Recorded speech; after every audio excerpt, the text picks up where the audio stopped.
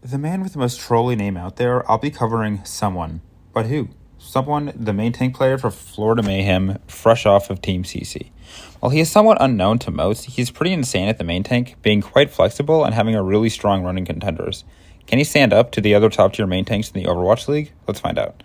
Someone got to start on Gen.B, one of two academy teams for Gen.G, Seoul's academy team. While he never officially competed in contenders or even open division with them, he competed in a total of 21 weekly qualifier and monthly tournaments in the second half of 2019, winning several of them. His performance impressed the organization enough to promote him up to the main Gen.G roster for 2020. However, he had a bit of a rocky year. The team was very up and down, but had very high peaks, but most of their peaks was with someone off of the starting position. The Week 1 tournament, Oberon was the starting main tank. In Week 4, where Gen.G were the semifinalists, Itzal was their starter, and in their miracle run through the lower bracket in Gauntlet, Itzal was their starter again. Someone wasn't bad per se, but it wasn't great on the Wrecking Ball or the Orisa, though he proved to be fairly sufficient at Roadhog and Rhine, so there's that at least.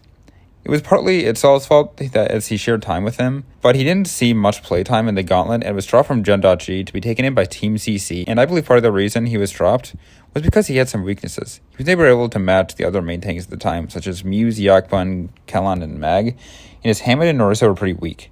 However, it was Season 1 on Team CC where he peaked in performance.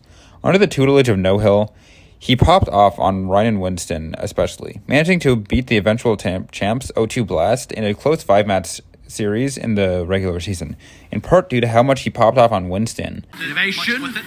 That needed to be a kill, and there we go. It gets confirmed. Finn does go down to the counter tray. We have to see what someone can get with the rest of this primal. It's huge. They've already picked up 3. Only the... And his Orisa and Hammond would also be elevated, making him an all-around main tank. He was a solid rock for the team. There was slight weakness on Hammond and Orisa would come into play later, and while they were solid, he did put up show weakness when he had to flex onto them later, and fell in their first playoff game, despite putting up a very solid performance against O2 Blast. They were the definition of mediocrity in the 2021 Contender Season 2. Someone continued to improve his Hammond play, but it wasn't enough against many of the greats like Junbin, Kellan, and arguably Belashria. Despite his poor finish in Contenders, I think he's someone Florida fans can be hyped about, no pun intended.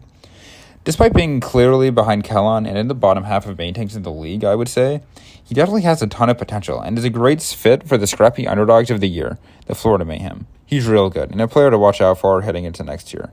Thanks for watching, and remember to hit like and subscribe for more. I upload nearly daily Overwatch League content, and we're trying to hit 1,000 subs by Season 5, so any subscription helps greatly. Thanks.